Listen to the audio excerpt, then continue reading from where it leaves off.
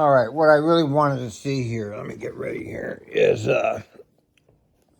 Nancy Oliver Young's explanation. Now, my guess is going to be incomprehensible. That's my guess, is that we're not going to be able to figure out exactly what she's talking about. But let's see her. Let's check it out, see what she says. To discuss that for your patients, because not all of the board members had the opportunity for a one-on-one. All right, thank you. Advance, please.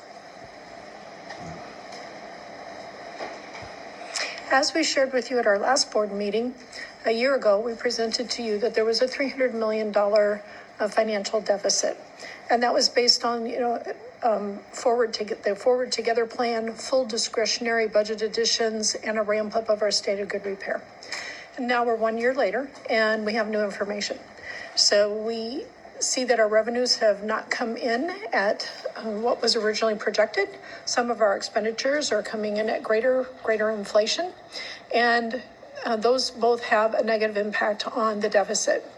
We have removed Forward Together and taken some service reductions in the fall of 25 and the spring here of 2026. That has a positive impact or reducing our overall financial deficit. We have removed and reduced that budgetary discretionary spending, and we've pulled back on our capital ramp up. So while we still want to increase our general fund contribution to those state of good repair activities, we're just going to ramp it up at a slower pace. Advance, please. As we shared with you last time, 1 year ago, it was a $300 million deficit. Advance, please. Well, they don't. As our revenues have come in. Okay, so this is a year ago that they said we have a $300 million deficit. Nobody ever explained where that came from, and I have no sense of time apparently, because I don't even remember that being a year ago. I thought this was in the last 6-8 months they announced that, so. Short of what we had originally budgeted, specifically in passenger fares, STIF funding, payroll taxes, and operating grants. We do have some miscellaneous revenues that are actually doing a little bit better, so that helps. But that has increased the deficit by $174 million. So the payroll tax has gone down by, wait a minute, stop. When we look at our expenditures, we have. So they're saying the payroll tax went down 125 million. Okay, if that's true, I have to look at their budgets to verify it. That's still not 300 million. Passenger fares are 26 million. Yeah, I believe that. But that never made up more than 7% of the fares of the budget anyway. Now, this stuff here. Obviously, the hydrogen fuel thing should be gone, man. That should be gone.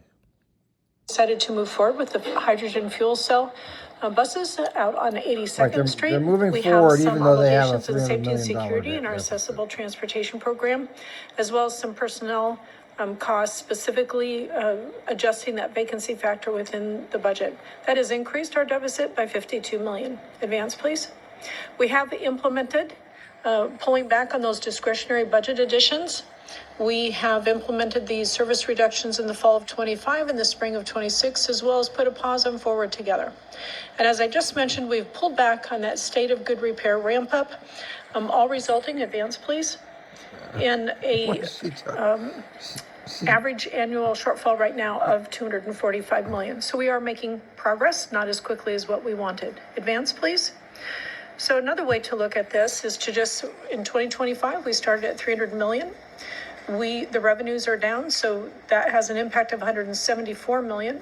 Our expenses are up. That's added 52 million to give you an adjusted deficit of 526 million. Oh, now there's 526 million. As I just said, we have implemented actions, though, that has decreased that deficit by 281 million, giving you 245 million deficit. Advance, please.